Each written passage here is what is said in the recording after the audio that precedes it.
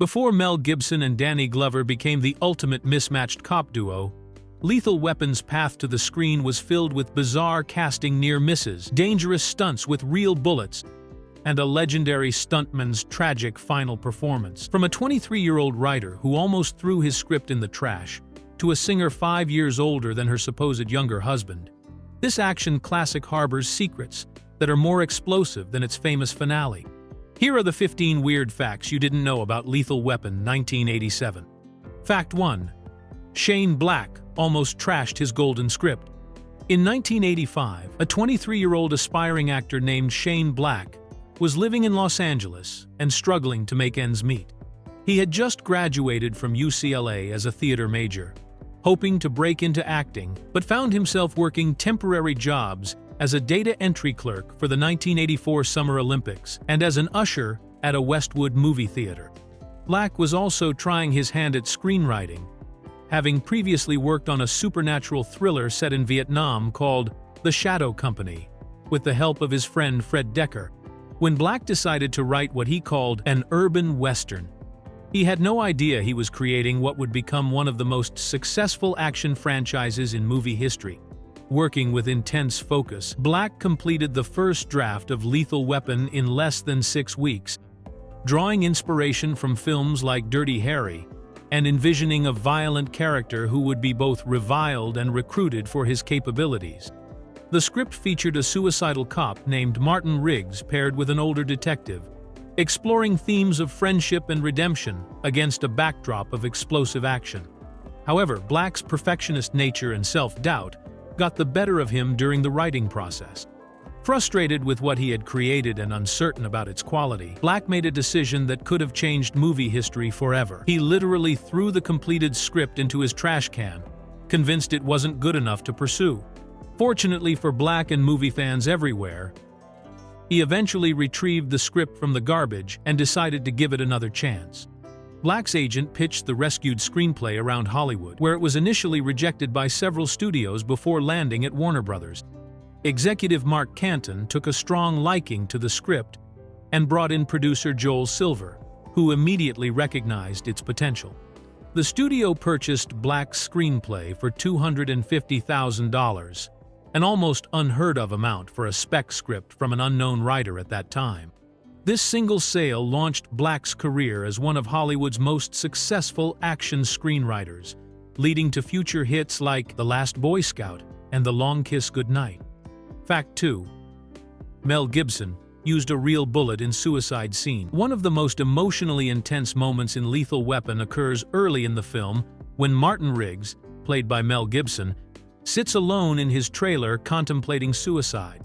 The scene shows Riggs loading a single bullet into his Beretta pistol, placing the gun in his mouth, and appearing ready to pull the trigger as he struggles with grief over his wife's death.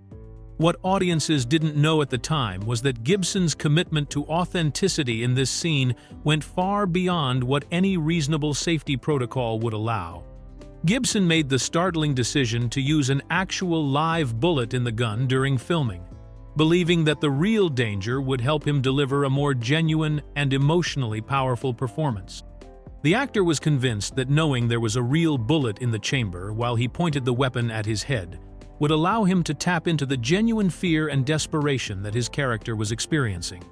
This was an extraordinarily reckless choice that placed Gibson's life at serious risk, especially considering that accidental discharges can happen even with the most careful handling of firearms on movie sets. The decision becomes even more alarming when viewed in the context of film history, as this dangerous stunt took place 7 years before the tragic death of Brandon Lee during the filming of The Crow in 1993. Lee was killed when a prop gun that was supposed to be loaded with blanks actually contained a real bullet fragment, demonstrating exactly how such seemingly controlled situations can go horribly wrong. Gibson's choice to use live ammunition during the suicide scene represents the kind of method-acting approach that prioritizes emotional authenticity over basic safety measures. Director Richard Donner and the film's safety coordinators were presumably unaware of Gibson's decision to load a real bullet, as such a choice would violate every standard safety protocol used in Hollywood productions. The fact that Gibson survived this unnecessarily dangerous approach to his craft allowed him to deliver what many consider one of his most compelling dramatic performances, but it also serves as a reminder of how far some actors will go in pursuit of what they believe will be a more authentic portrayal of their characters. Fact 3. Bruce Willis and Gibson swapped iconic roles. In one of Hollywood's most fascinating cases of actors ending up in each other's signature roles, Bruce Willis was actually the first choice to play Martin Riggs in Lethal Weapon, while Mel Gibson was simultaneously being considered for the role that would eventually make Willis a movie star. This strange twist of casting fate occurred because both films were being developed by the same producer, Joel Silver, who had strong relationships with both actors and was juggling multiple action projects at the same time. When the Lethal Weapon script landed on Willis's desk in 1986, he was primarily known for his television work on the comedy series Moonlighting, where he played the wisecracking private detective David Addison. Silver and director Richard Donner thought Willis could bring the right combination of humor and intensity to the troubled character of Martin Riggs, but Willis ultimately turned down the role after reading Shane Black's screenplay. The actor found the script to be excessively violent and didn't feel comfortable with the dark, suicidal nature of the Riggs character, particularly the graphic descriptions of violence that included phrases like, "The head disintegrates in a bloody spray." Meanwhile, Gibson was being actively pursued for the lead role in another Joel Silver production called Die Hard, which was based on the novel Nothing Lasts Forever by Roderick Thorpe. Silver had also considered other major action stars for the John McClane role, including Harrison Ford, Sylvester Stallone, and Arnold Schwarzenegger. But Gibson was high on the list of potential candidates. However, when Willis passed on Lethal Weapon, Gibson became available and interested in playing the psychologically complex Martin Riggs instead. The irony of this casting shuffle becomes even more apparent when considering that both films shared not only the same producer, but also the same composer, Michael Kamen, who created memorable scores for both movies. This interconnected web of talent meant that the two actors essentially traded what would become their most iconic action hero roles, with Willis finding his perfect fit as the everyman cop John McClane just 1 year later in 1988, while Gibson made Martin Riggs one of cinema's most memorable loose cannon detectives. Fact 4. Danny Glover's wife was 5 years older. The casting of Lethal Weapon created one of Hollywood's most amusing age-related paradoxes, involving not just one but two layers of chronological confusion that somehow worked perfectly on screen. Danny Glover, who was born on July 22, 1946, was only 40 years old when he portrayed the character of Roger Myrttos, a veteran police detective who constantly complains about turning 50 and being too old for this. This 10-year age gap between actor and character was already unusual, but the real surprise came with the casting of his on-screen wife. Darlene Love, the legendary singer who was cast as Trish Myrttos, was born on July 26, 1941, making her 46 years old during the filming of Lethal Weapon. This meant that Love was actually 5 years older than Glover in real life, despite playing his younger, devoted wife who was supposed to represent the stable, nurturing home life that kept the aging detective grounded.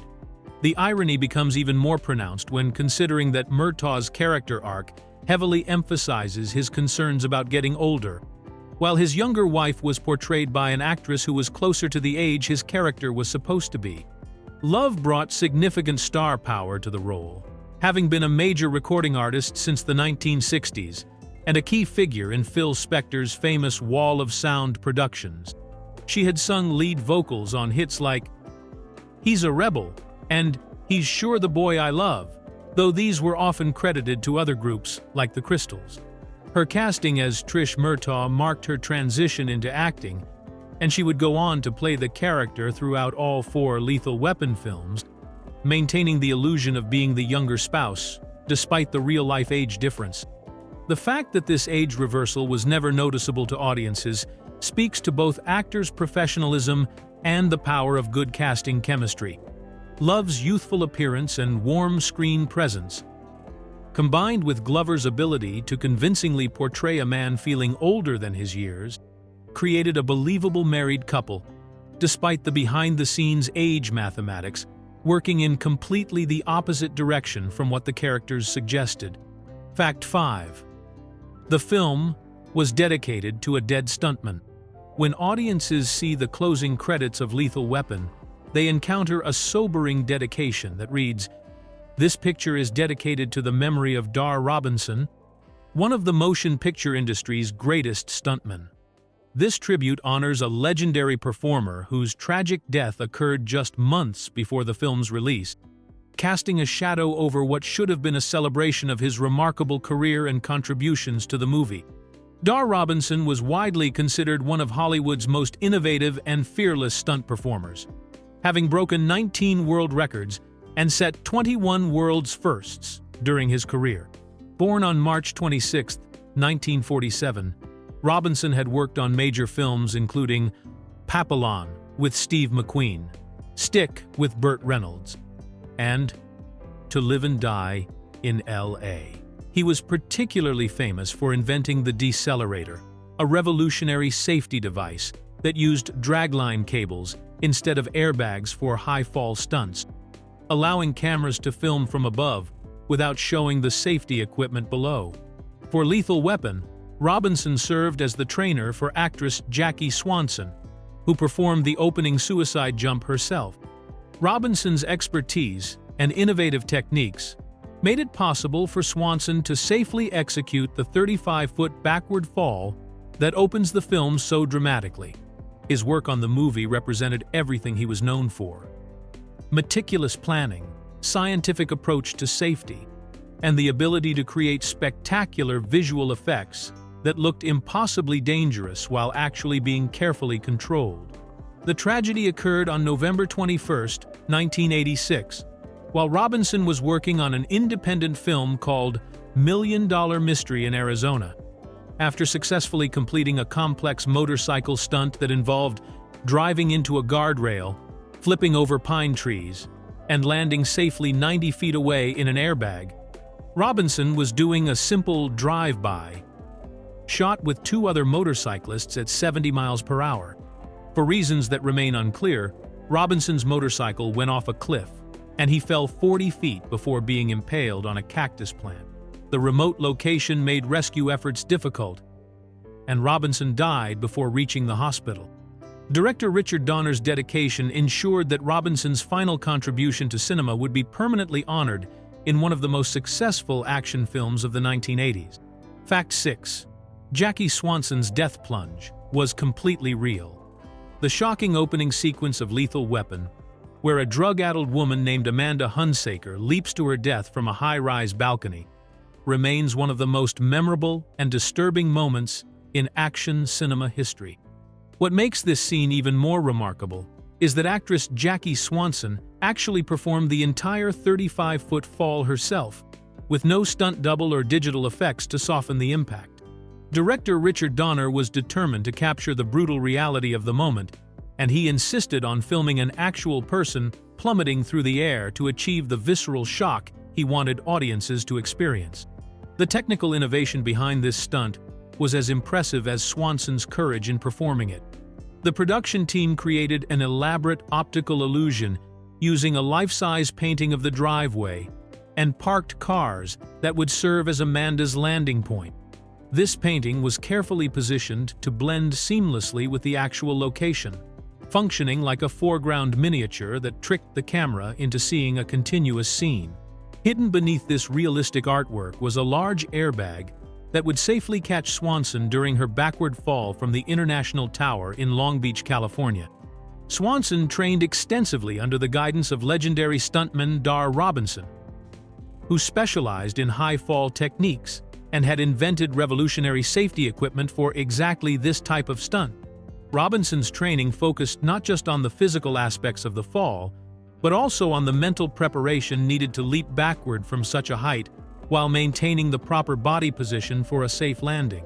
The precision required was extraordinary, as Swanson had to fall in exactly the right trajectory to hit the concealed airbag while the cameras captured her entire descent. The editing of the sequence allowed Donner to hold the shot until the very moment Swanson made contact with the hidden airbag, creating an unprecedented level of realism that would have been impossible with traditional stunt techniques.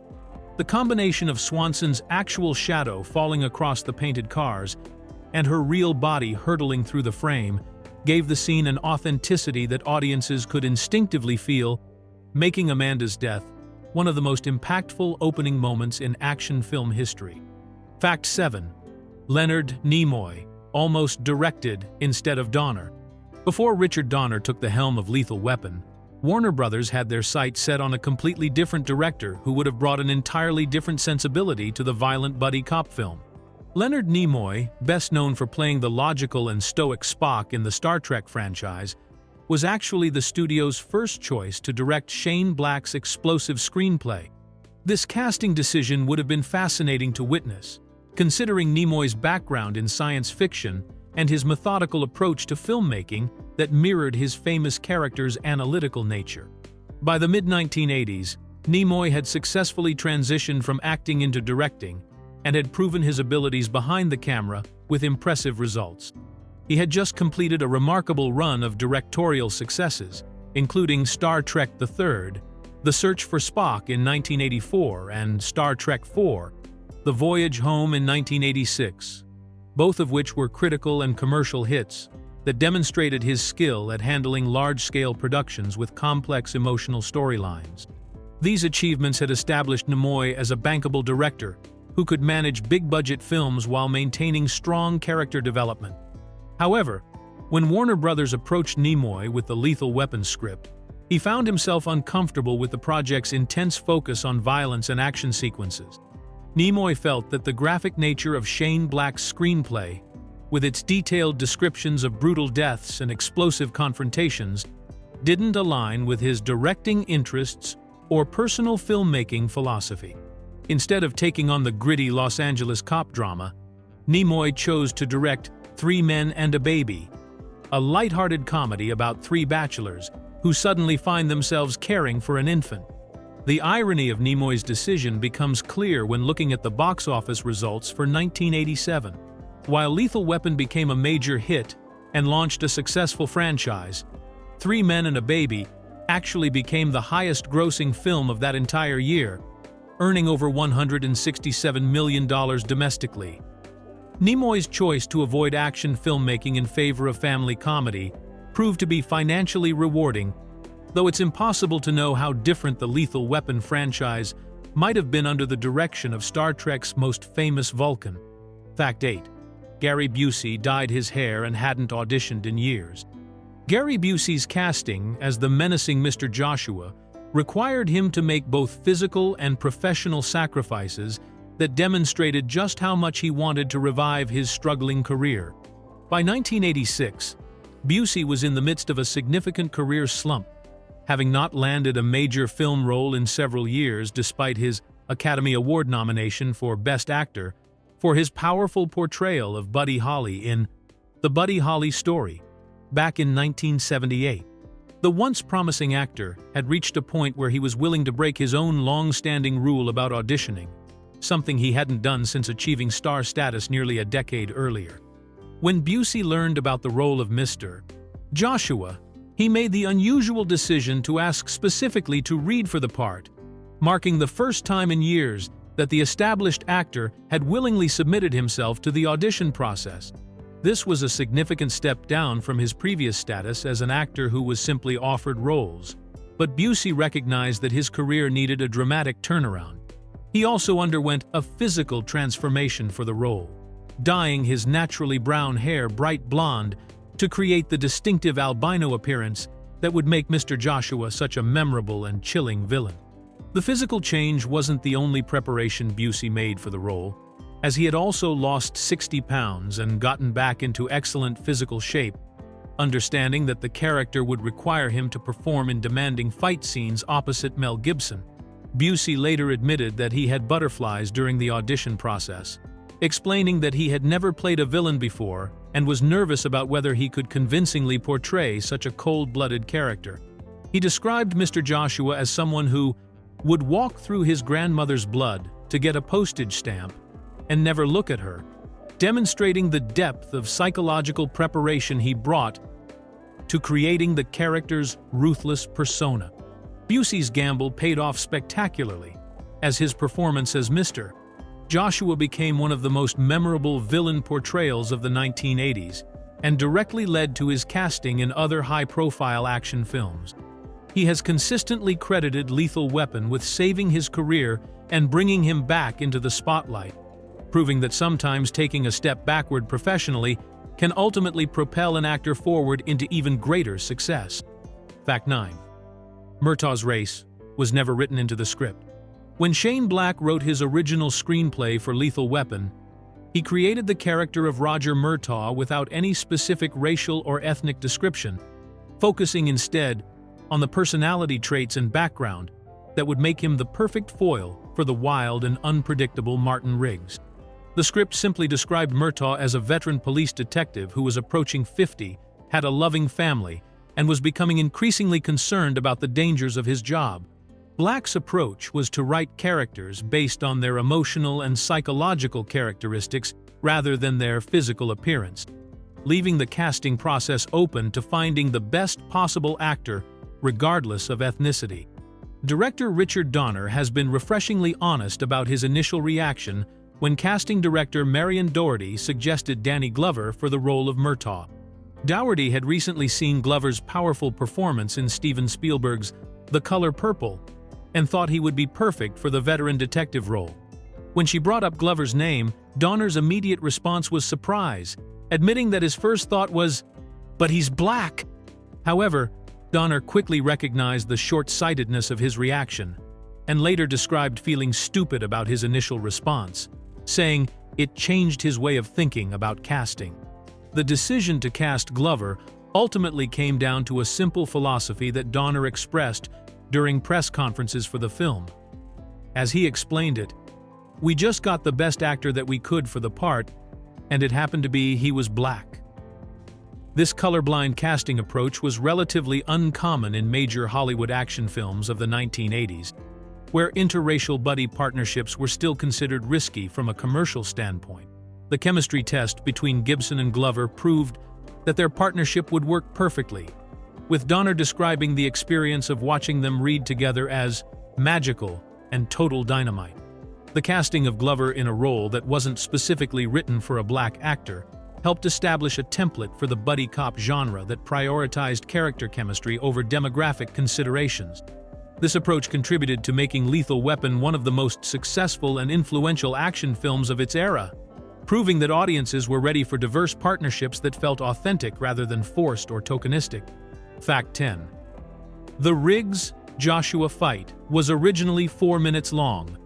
The brutal hand-to-hand combat sequence between Martin Riggs and Mr. Joshua on Myrtaux's front lawn represents one of the most memorable finale fights in 1980s action cinema, but audiences never got to see the full extent of the violence that director Richard Donner originally captured on film.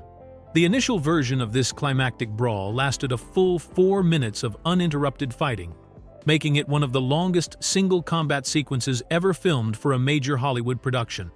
This extended fight scene was designed to showcase the raw, desperate nature of two trained killers battling for survival, with each man using every dirty trick and combat technique at their disposal. Both Mel Gibson and Gary Busey committed themselves fully to performing the majority of their own stunts during this grueling sequence, despite the obvious risks involved in such an extended physical confrontation. The actors trained extensively in multiple martial arts disciplines specifically for this fight, including capoeira, Brazilian jiu-jitsu, and a prison fighting style called jailhouse rock, all under the guidance of expert instructors and stunt coordinator Bobby Bass, who was himself a former U.S. Army Special Forces instructor and judo champion. This intensive training allowed Gibson and Busey to execute complex fighting choreography that looked authentically brutal while maintaining the safety protocols necessary for such an ambitious sequence. The decision to trim the fight down to its final length came during the editing process, when Donner and his team realized that 4 minutes of continuous violence might be excessive for audiences and could potentially slow down the film's pacing during its crucial final act. The shortened version that appears in the theatrical release maintains all the essential story beats and character moments while eliminating some of the more repetitive exchanges that didn't advance the narrative. However, the original 4-minute version demonstrated the incredible physical commitment that both actors made to their roles, with Gibson and Busey trading real blows and performing dangerous falls and throws that would typically be handled by professional stunt doubles. The intensity of this extended fight sequence helped establish the template for realistic hand-to-hand combat in action films, influencing countless movies that followed and proving that audiences were hungry for more grounded physical confrontations rather than the stylized fight scenes that had dominated action cinema in previous decades. Fact 11. Anthony Kiedis's father played a drug dealer. Hidden among the minor characters in Lethal Weapon is a small but notable connection to one of rock music's most famous bands, though this link wouldn't become apparent until years later, when the Red Hot Chili Peppers achieved worldwide fame. Listed in the credits as drug dealer number 3, an actor named Blackie Dammit appears briefly during the film's criminal underworld sequences, playing one of the many small-time criminals that populate Shane Black's gritty Los Angeles landscape. However, Dammit's real name was John Ketus, and he was working as a struggling character actor trying to make ends meet in Hollywood during the mid-1980s. At the time of Lethal Weapon's production, Ketus was just another face in the crowd of aspiring performers who took whatever small roles they could find to pay their bills and gain experience in front of the camera. His appearance as a drug dealer was typical of the kind of minor villain roles that filled out the cast of action movies during this era, with actors often playing criminals, thugs, or other unsavory characters in brief scenes that helped establish the dangerous world that the protagonists inhabited. For Ketus, this was simply another day's work in a career that involved taking whatever acting opportunities came his way. What makes this casting particularly interesting is that John Ketus was the father of Anthony Kiedis, who would go on to become the lead singer and primary songwriter for the Red Hot Chili Peppers, one of the most successful alternative rock bands of the 1990s and beyond. At the time Lethal Weapon was being filmed, Anthony Kiedis was still in his early 20s, and the Red Hot Chili Peppers were just beginning to establish themselves in the Los Angeles music scene, having formed only a few years earlier, in 1983. The relationship between father and son was complex, as John Ketus had introduced Anthony to the Hollywood party scene at a young age, including exposure to drugs and other aspects of the entertainment industry that would later influence the younger Ketus's music and lyrics. John's small role in Lethal Weapon represents a snapshot of his life as a working actor during a period when his son was beginning the journey that would eventually make the Ketus name famous worldwide. Fact 12. Christmas decorations were installed months early. The Christmas setting of Lethal Weapon was crucial to Shane Black's vision for the film, as the screenwriter has always been fascinated by using the holiday season as a backdrop for his action stories, believing that Christmas provides a unique emotional counterpoint to violence and mayhem. However, when principal photography began in early August of 1986, the production faced a significant logistical challenge in creating the festive atmosphere that Black's script required.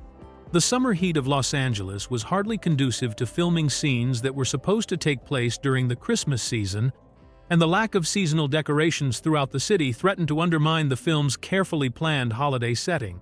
To solve this problem, the Lethal Weapon production team made an arrangement with the city of Los Angeles that was both unprecedented and slightly surreal.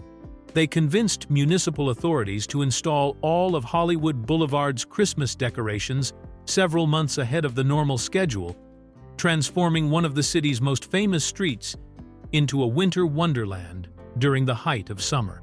This meant that tourists and locals walking down Hollywood Boulevard in August were treated to the bizarre sight of twinkling lights, garland, and holiday displays, while temperatures soared into the 80s and 90s.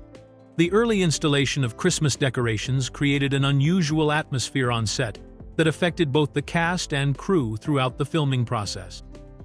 Actors had to get into the holiday spirit while sweating in the California heat, and the production team had to work around the practical challenges of maintaining fake snow and winter props under the blazing summer sun.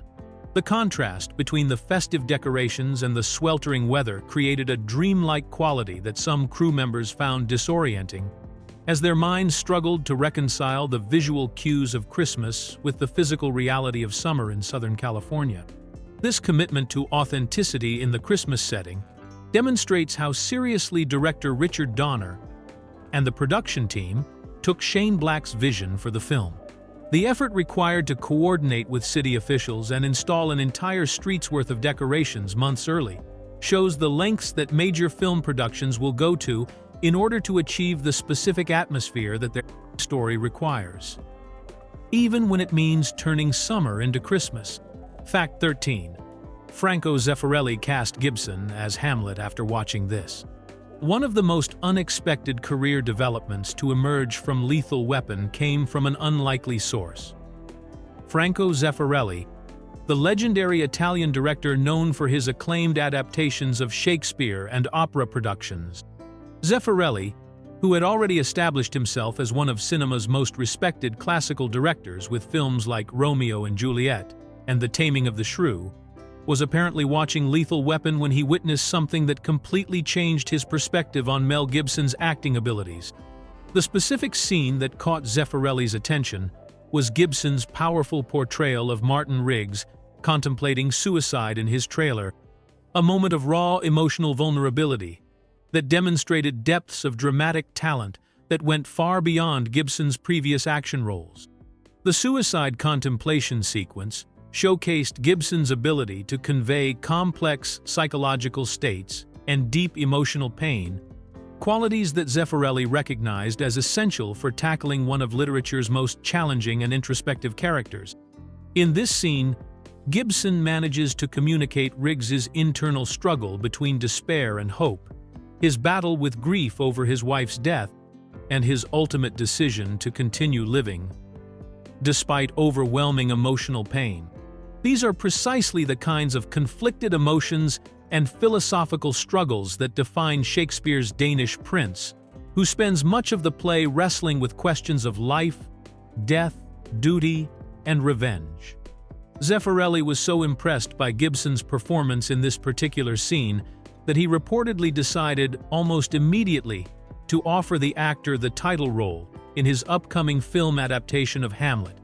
This was a remarkable leap of faith from a director known for his meticulous attention to classical theater, as Gibson was primarily known at that time for action films like the Mad Max series and had no significant background in Shakespearean drama.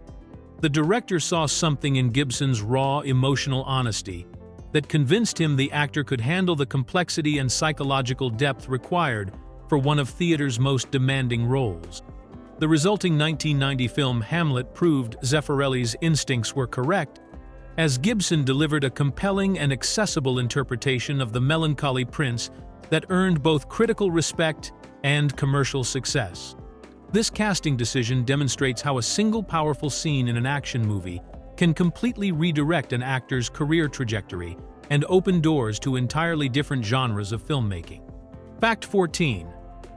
Riggs's gun was later used by John McClane. The Beretta 92F pistol that became Martin Riggs's signature weapon in Lethal Weapon had a fascinating second life in Hollywood that perfectly illustrates the interconnected nature of the action film industry during the late 1980s. After Mel Gibson finished filming with the weapon, the same prop gun was carefully stored by the studio's prop department and later retrieved for use in another major action film that was being produced by the same team. This recycling of props was a common practice in Hollywood, especially when dealing with expensive and well-maintained firearms that could serve multiple productions without showing wear or damage that would be noticeable on camera. When Die Hard entered production just 1 year later, in 1988, the prop masters faced the challenge of finding the perfect sidearm for Bruce Willis's character, John McClane, an off-duty New York police detective who would spend most of the film battling terrorists in a Los Angeles skyscraper. The decision to reuse Riggs's Beretta made perfect sense from both practical and symbolic perspectives, as both characters were law enforcement officers who relied on their weapons as essential tools for survival in desperate situations. However, the prop required significant modifications to accommodate Willis's specific needs as a left-handed actor. The weapon's controls were carefully altered by the prop department's armorers, who extended the magazine release and slide catch mechanisms to make them more accessible for Willis's left-handed shooting style. These modifications ensured that Willis could perform all the necessary weapon manipulations naturally and safely during filming, without having to awkwardly reach across the gun with his right hand or compromise his grip during action sequences. The changes were so well executed that audiences never noticed the difference, and the modified Beretta became just as iconic in Willis's hands as it had been in Gibson's. After completing its second tour of duty in Die Hard, this particular Beretta 92F was officially retired from active film use and has since found a permanent home in a museum display dedicated to famous movie props. The weapon now serves as a tangible link between two of the most influential action films of the 1980s, representing the craftsmanship and attention to detail that went into creating these memorable cinematic experiences. Fact 15. An alternate bar opening was too dark to use. Shane Black's original screenplay for Lethal Weapon contained a much darker and more violent introduction to Martin Riggs that director Richard Donner ultimately decided was too brutal for audiences to witness as their first impression of the character. Instead of the now famous scene where Riggs wakes up in his beachside trailer with his dog, the original opening placed the troubled detective in a seedy bar where he was drinking heavily and drowning his sorrows in whiskey. This alternate introduction showed Riggs finishing an entire bottle of Jack Daniels and attempting to order another, only to have the concerned bartender cut him off because of his obviously dangerous level of intoxication. The scene escalated dramatically when Riggs stumbled toward the back of the bar and was confronted by two street thugs who saw an opportunity to rob what appeared to be a helpless drunk. The criminals made the fatal mistake of underestimating Riggs, who warned them to leave him alone but was ignored by the would-be robbers. What followed was a display of shocking violence as Riggs brutally attacked the two men, using his military training and combat skills to completely disable them in what Shane Black described as making mincemeat out of the thugs. The scene concluded with the unsurprised bartender giving Riggs a free bottle of liquor in exchange for a promise never to return to the establishment. Director Richard Donner made the crucial decision to reshoot this opening because he felt it would prejudice audiences against Riggs before they had a chance to understand his character's emotional journey. Donner worried that witnessing such extreme violence as the very first thing audiences saw would make them judge Riggs as simply a psychotic killer, rather than a deeply wounded man struggling with grief and suicidal thoughts. The director believed that starting the film with this level of brutality would prevent viewers from developing the sympathy and emotional connection that was essential for the character's arc throughout the story. The replacement opening scene in Riggs's trailer, showing him naked and contemplating suicide while his dog watches, provided a much more vulnerable and humanizing introduction that allowed audiences to see his pain before witnessing his capacity for violence. This alternate bar opening can be found on various home video releases as a deleted scene, giving fans a glimpse of how much darker Lethal Weapon could have been.